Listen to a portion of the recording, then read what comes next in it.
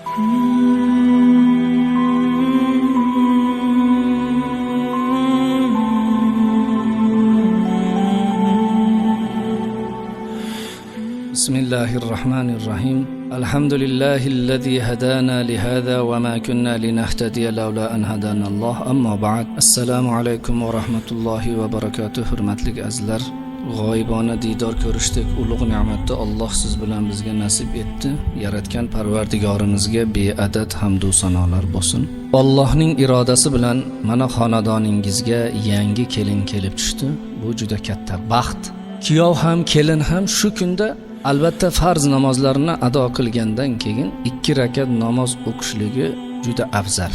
Yaxshi xislatlardanki, uni nafl deb niyat qilinadi 2 rakat namozni. Shukrona namoz, ya'ni Alloh tarafidan bandaga har bir ne'mat berilganda o'shani shukronasi uchun 2 rakat namoz o'qiladi. Shuning uchun kuyov ham Allohga shukr keltirsinki, bugunlik kunda Alloh shunaqa ulug' ne'mat xonadoniga fayz, barakot, nasl nasabni tarqalishligiga sabab bo'lgan bir nikohlanish ne'matini Alloh nasib qilganligi uchun shukronasiga 2 rakat namoz o'qiydi. Kelin ham shunday namozxon, ro'zador, kuyovni nasib qilganligi uchun shukronasiga 2 rakat namoz o'qiladi. Va o'sha namozda Allohdan so'raydilarki, ey Parvardigoro, bizga o'zimizdan ham chiroylik, o'zimizdan odoblik, axloqlik, dinga, xalqqa xizmat qiladigan solih, soliha farzandlarni bergin deb Allohdan so'raydi. Demak, shu kundan boshlab o'sha farzandi solih bo'lishligi uchun bu kuyov kelin avvalo luqmalarini tozalashligi, luqmaya halol bilan turishligi o'sha farzandga bu katta ta'sir qiladi. Albatta farzandi solih bo'lishligi ota-onaning luqmasidan bo'ladi. Shuning uchun luqmani tozalashlik. Alloh iroda qilib ayolingiz homilador bo'ldi. Demak, o'sha ayol nimani kusasa, qanday narsani ishtahasi xohlaydigan bo'lsa, o'sha narsalarni muhayyo qilishlik lozim bo'ladi. Va erkak ham ayol ham hayoti dunyoda yashar ekan, bir-birini siz deb murojaat qilishligi lozim bo'ladi. Ayol ham yaxshi emas erni atini aytib palonchi aka deyishligi, balkim uni o'rniga xo'jayin, dadasi yo begim deb murojaat qilishligi va shunga o'xshagan er ham ayolni atini aytib chaqirishlik o'rniga poshsha, pari yo onasi deb murojaat qilishligi. Erkaklar bilib qo'yingki, siz ham, sen ham bir og'izdan chiqadi. Shuning uchun ayolni tabiati nozik, siz uni sen deb murojaat qiladigan bo'lsangiz, ba'zi narsalarda o'ksitadigan bo'lsangiz, o'zi ishtahasi tortib turgan narsalarni siz muhayyo qilmasangiz, shu homiladorlik vaqtida uni kayfiyatini buzadigan bo'lsangiz, masalan, ota-onasiniga borib kelay deganda siz shuni muddatini cho'zadigan bo'lsangiz, uni asabiga ta'sir qilsa, bu ona homilaga ta'sir qiladi. Homilani biror yeri nuqsonlik bo'lishligiga sizni shu beodobligingiz, asab buzarligingiz ta'sir qiladi. Shu narsaga e'tibor berib qo'ying. Yana homilador ayol ham havas qilsin chiroyli narsalarni va farzandini solihlarga, ahli Qur'onlarga, ahli ilmlarga o'xshashligini havas qilsin. Bir vaqtda bir ayol ko'rinishidan farzandga o'xshagan, ammo lekin badallarida tuk, o'zini qiyofasi ham nihoyatda xunuk bir farzand dunyoga kelib shuni tuqqan ekan. Tajriba qilinganda bilingan ekanki, u homiladorlik vaqtida bir ayiqqa chiroyli nazar bilan qarab qo'ygan ekan. Shuni ta'siri homilasiga bilingan ekan. Shuning uchun homilador ayollar homiladorlik vaqtida shirin narsalarni iste'mol qilishligi va chiroyli narsalarga ko'proq nazar solib, e'tibor qilib, shularga havas qilishligi shu farzandga ta'siri bo'lar ekan. Alloh nasib qildi, Xudoy taolo sizga farzand nasib etdi. O'sha farzand birinchi dunyoga kelgan vaqtda ham shukronasiga 2 rakat namoz o'qing. Alhamdulillahi ala kulli hol deb.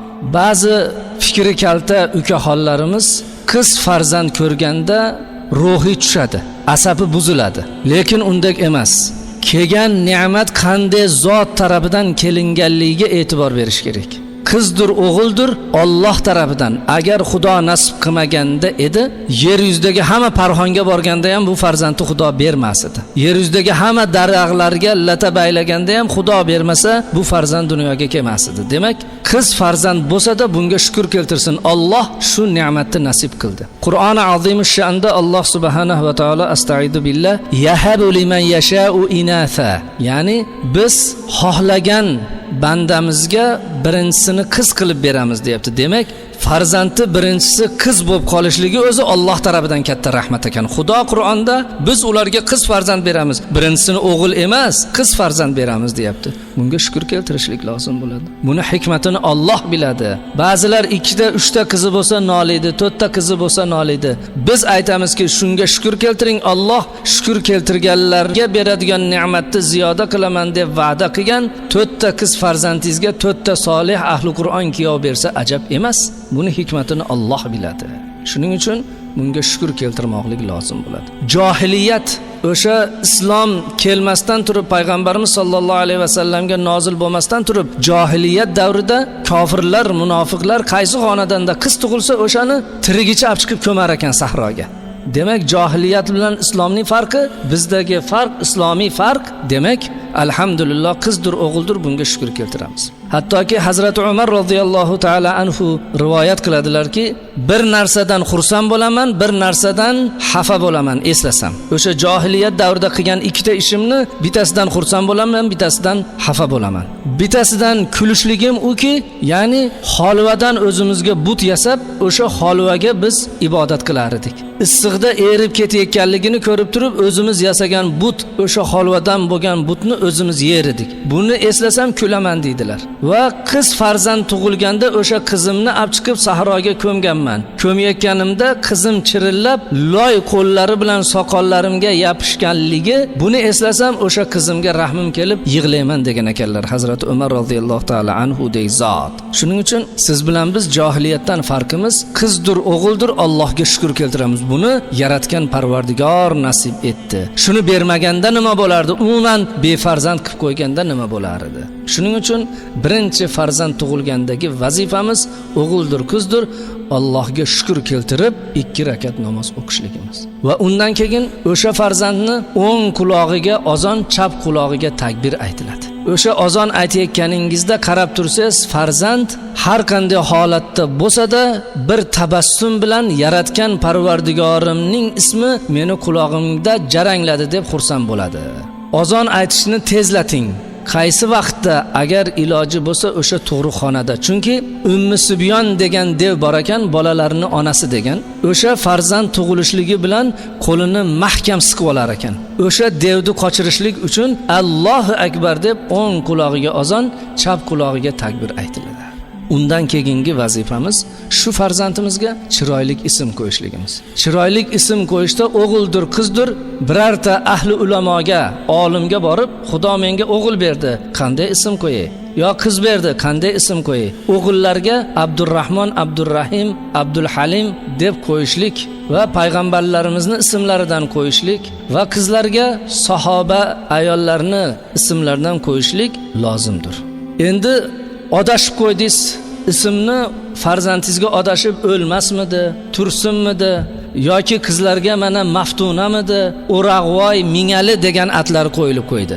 O'sha farzand bu dunyoda ham sizga da'vo qiladi, yoshi katta bo'lganda o'rtoqlari ermaqlaydi uni, mazax qiladi, bu dunyoda ham sizga osiladi. Otajon nimaga chiroyli ism qo'ymadingiz? Va qiyomatda ham o'sha otaga tuhmat qiladi, menga chiroyli ism qo'ymagansiz deb. Shuning uchun payg'ambarimiz Muhammad Mustafa sallallohu alayhi va sallamning huzuriga bir sahoba kirgan ekan. Yo Rasululloh, otam meni ismimni xunuk qo'ygan. Nima deb qo'ygan? Ko'rshaparak deb qo'ygan. Oshnalarim meni mazax qiladi deganda payg'ambarimiz sallallohu alayhi vasallam o'sha sahobani ismini almashtirib qo'ygan ekan. Demak, shariatda ism almashtirishlik joiz ekan.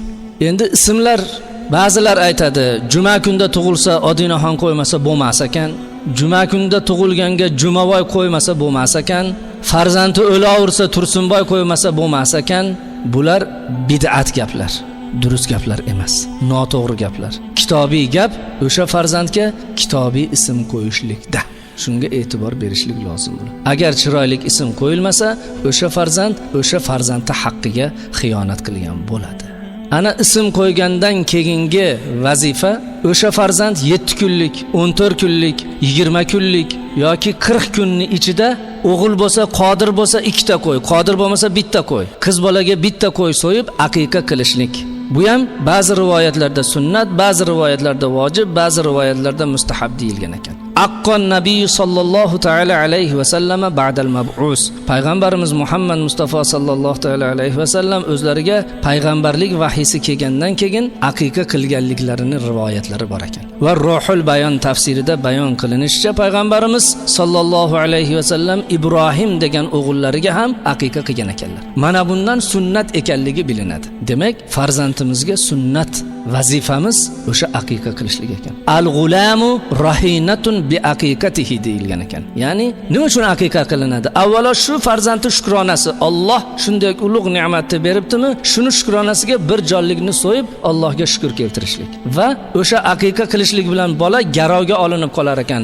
Tasodif uchraydigan bola tug'ilganda 90 ta balo billa tug'ilar ekan. Aqiqa qilishlik bilan to'satdan mashina urib ketdi, zinadan tushib ketdi degan narsalardan Alloh o'sha farzandni saqlar ekan. Aqiqaning eng katta foydasi, mabodo shu farzand tasodifan balog'at yoshiga yetmay o'ladigan bo'lsa, qiyomat qaim bo'lganda Allohning eng erka bandasiga aylanib qolar ekan. Xudoning erka bandasiga aylanib qolar ekan. Alloh o'sha erka bandasiga aytar ekan: "Sen gunohdan poksan, balog'at yoshiga yetmasdan vafot qilgansan, kir jannatga" deganda, u go'dak Allohning erka bandasi bo'lganligi uchun Parvardigoro jannatga kirmayman deb turib olar ekan, har hasha qilib. Xudo aytar ekan: "Ha, sen jannatga kirgin, yo'q jannatga kirmayman. Nima uchun kirmaysan? Meni vujudimga sabab bo'lgan, menga aqiqa qilgan ota-onam jannatga billa kirmasa men kirmayman" deb turib olar ekan. Demak, Allohning erka bandasi bo'lgandan keyin erka bandani aytganini qiladigan Xudo ota-onangni shafaat qil, birgalikda jannatga kir der ekan, inshaalloh. Shuning uchun farzandlarimizga aqiqa qilishlikning shunday katta foydasi bor ekan. Endi ba'zilar aqiqani ham bidiyatga aylantirib yoradi. Ya'ni go'shini ota-onasi yeb bo'lmas ekan, go'shiga bolta tekkiz bo'lmas ekan, suyaklarini ko'mish kerak ekan, bular hammasi bid'at gaplar ekan. Kitoblarda bu narsalar bayon qilingan emas ekan. Bular to'qib chiqarilgan narsalar. Faqat biz qiladigan vazifamiz o'sha qo'yni kallasini olib so'yishlikda Allohumma taqabbal minna hadhihi al-aqiqatu, ey bor Xudoyo, qabul qilgin shu aqiqani, shu farzand nomidan joni, qoni tani-taniga fido bo'lsin deb farzand tomonidan fido qilib so'yvarganimizda o'sha ne'matlarni Alloh siz bilan bizga nasib etar ekan. Afsuski, ba'zi birodarlarimiz fikrlari adashganligidan, bid'at xurofotga berilganligidan o'g'il ko'radigan bo'lsa, endi qaynatam so'qim olib kelmasa to'y qilmayman. So'qim olib kelishlik bid'at. Siz bid'atni qo'yingda, sunnatga yuring. Sunnat aqiqa qilishlik. Mana bu narsaga e'tibor berishlik lozim bo'ladi. Endi farzand birinchi dunyoga kelgan vaqtda bir solih odamga olib borib, bir duosini olishlik, shirin narsa bilan tamog'ini, tanglayini ko'tarishlik va ayolimizga aytishligimiz lozim bo'ladiki, farzand o'sha onani suti bilan ozuqalanadi. Ona bergan sut bilan o'sha farzand go'shi semiradi, jasadi semiradi, aqliga aql qo'shiladi. Demak, onaning suti unga juda ta'sir qilar ekanmi? Ona emizishlikda tahorat bilan ko'kraklarini yuvib, bismillahirrohmanirrohim deb emizishligi lozim bo'ladi.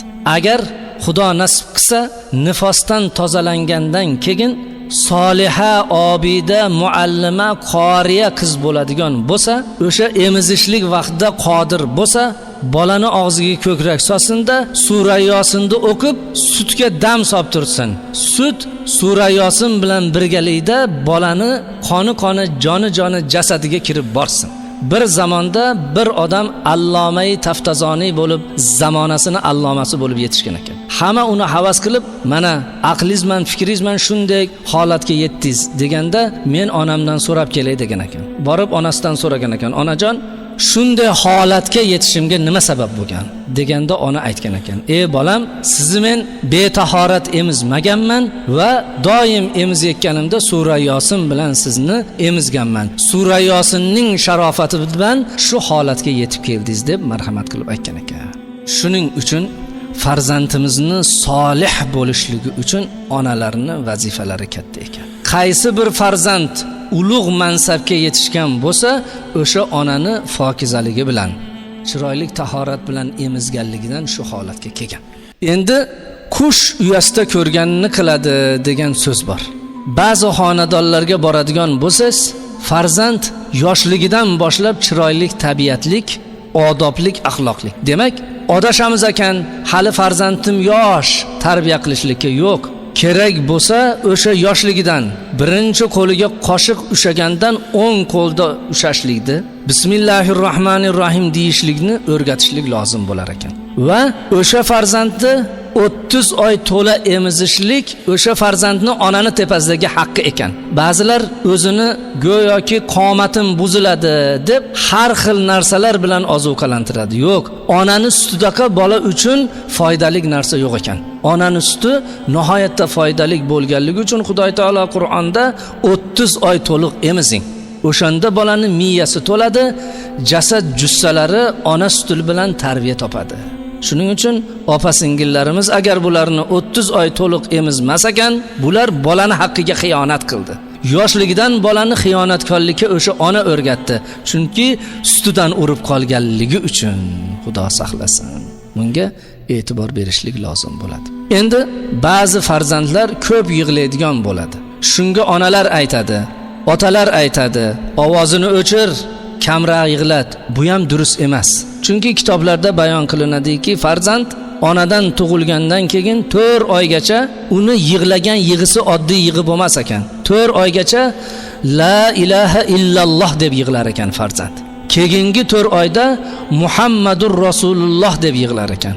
Keyingi 4 oyda Allohummag'firli va livalidayya deb yig'lar ekan. Ey bor Xudoyo, ota-onamni gunohini kechirgin deb Allohdan so'rab turar ekan. Shundek 4 oyda la ilaha illalloh desa, keyingi 4 oyda Muhammadur Rasululloh desa, keyingi 4 oyda ota-onani gunohini kechishligini Allohdan so'rab yig'laydigan farzandni ovozini o'chir, kamroq yig'lat deyishlikdan qo'rqish kerak. Ana farzandni Alloh tarafidan bizga ulug' rahmat, ne'mat ekanligi siz bilan bizni gunohimizni Xudodan so'rab turar ekan. Xonadonimizga fayz, barakoti mana bu tomondan ekan. Farzand tarbiyasida adashmas kerak. 10 qo'lida yeyishni o'rgatishlik va tili chiqishligi bilan u farzandga la ilaha illalloh Muhammadur Rasululloh, assalomu alaykum, bismillahirrohmanirrohim degan narsalarni o'rgatishligimiz lozim bo'lar ekan. Afsuski, ba'zilar tog'ini so'kib qo'y, amakini so'kib qo'y deb fohishona, qabih so'zlarni o'rgatadi. U o'rgatgan narsasi o'ziga qaytadi. Tog'asini so'kmaydi, balkim dadasini so'kadigan bo'ladi. Shuning uchun farzand tarbiyasi eng katta ulug' mas'uliyat. Bunga adashmaslik lozim bo'ladi. Yahyo alayhissalom 3 yasharlik vaqtida ko'chada ketayotganda bolalar aytgan ekan. Ey Yahyo, biz bilan o'ynagin degan ekan. Shunda Yahyo alayhissalom aytgan ekan, Xudo bizni o'ynashga yaratgan emas, ibodatga yaratgan. Demak 3 yashar bola shu so'zni aytsa, siz bilan biz ota-onalar hali o'g'lim yosh, 15 ga kirsin, 20 ga kirsin, undan keyin o'qir deymiz. Yo'q, undek emas. Ibodatni ham, farzand tarbiyasini ham o'sha yoshlikdan boshlashlik lozim bo'lar ekan. Payg'ambarimiz Muhammad Mustafa sallallohu ta'ala alayhi va sallam katta ko'chada o'tib ketayotgan vaqtda bir 6 yasharlik go'dak bola tahorat qilayotgan ekan. Juda chiroyli tahorat qilayotgan ekan. Payg'ambarimiz sollallohu alayhi vasallam qarab turgan ekanlar va o'sha farzand tahorati tugatgandan keyin chaqirib, bolam juda chiroyli tahorat qilding deganda, yo Rasululloh, do'zaxdan qo'rqib, do'zaxda kuyishdan qo'rqib shunday chiroyli tahorat qildim degan ekan. Ha, hali sen yoshsan, hali gunohing yo'q, qo'rqmagin deganda, yo Rasululloh, onam o'chaqqa o't yaqayotgan vaqtda qarab turar edim. Oldin kichkina o'tillarni solib, undan keyin katta o'tillarni tutashtirar edi. Shundan ibrat olganmanki, Xudo ham do'zaxga bizga o'xshagan kichkinalarni tashab, do'zaxni tutashtirib olgandan keyin kattalarni tashasa kerak deb qo'rqib, shunday chiroyli tahorat qildim degan ekan. Demak, go'daklikdan tarbiya qilishlik ana o'sha bolalar ibrat olganga o'xshagan. Hozirgi kunlarda bolalarimiz ta'til vaqtida qayerda yuribdi, kim bilan yuribdi, qanday holatda yuribdi, uni o'rniga ularni diniy, dunyoviy ilmlarni oshirib, tahorat, g'usl, ibodat, ta'lim tarbiyalariga beradigan bo'lsak, albatta farzandimiz kelajakda noto'g'ri guruhlarga, noto'g'ri oqimlarga qo'shilib ketmaydi-da, chiroyli tarbiya bo'lib, ota-onani hurmat qiladigan, vatanni sevadigan solih farzand bo'ladi. Bunga albatta siz bilan biz ota-ona mas'ulmiz. Shuning uchun Sofi Alloyar firimiz aytgan ekanlar: azal kundan agarchi vahmi yo'qsan, azal kundan agarchi ko'ngli to'qsan, yoshing 90 ga yetsa ko'ngli 90 degan ekan. Azal kundan agarchi sen azal kunda o'ylamaydigan bo'lsang 90 ga kirsan ham ko'ngling to'q degan ekan. Shuning uchun Alloh subhanahu va taolo shunday ulug' farzand ne'matini bergan ekan. Bularni tarbiya qilishlik siz bilan bizni vazifamizdir. Hazrati Umar radhiyallohu taala anhu xalifalik vaqtlarida bir ota o'g'lini olib kelgan ekan. Kelib, shu farzandimni oq qildim degan ekan. Shunda haligi go'dak o'g'il bola aytgan ekan: "Yo Amiril Mu'minin, yo Umar radhiyallohu taala anhu, demak otamni menda haqqi bor, meni ham otamda haqqim bormi?" "Ha, haqqing bor." "Qanday haqlarim bor?" "Senga chiroyli ism qo'yish kerak edi va senga diniy ta'lim berish kerak edi va soliha yerdan o'zi uylanish kerak edi." deganda haligi bola aytgan ekan: "Avvalo otam soliha yerdan uylanmagan, meni onam yaxshi ayol emas. Demak bitta haqqimga xiyonat qilibdi. Ikkinchisi menga shar'iy ism qo'ygan emas. Meni atimdan ko'chadagi bolalar o'rtoqlarimga qo'shila olmayman, hamma ermak qiladi. Uchinchi menga shar'iy ta'lim bergan emas" deganda Hazrati Umar roziyallohu taala anhu aytgan ekanlar: "Sen o'g'lingni emas, o'g'ling seni oq qilibdi" degan ekan. Shuning uchun farzand tug'ilganda qancha xursand bo'ladigan bo'lsak, uni tepasidagi mas'uliyat ham bor. O'sha farzandni chiroyli tarbiya qilishlik siz bilan bizni vazifamiz. Alloh subhanahu va taolo farzandlarimizni solih qilsin. Farzand tufayli ota-onani yuzi yerga qarab qolmasin. Ikki dunyo saodatiga Alloh taolo nasib va ro'zi aylasin. Assalomu alaykum va rahmatullohi va barakatuh.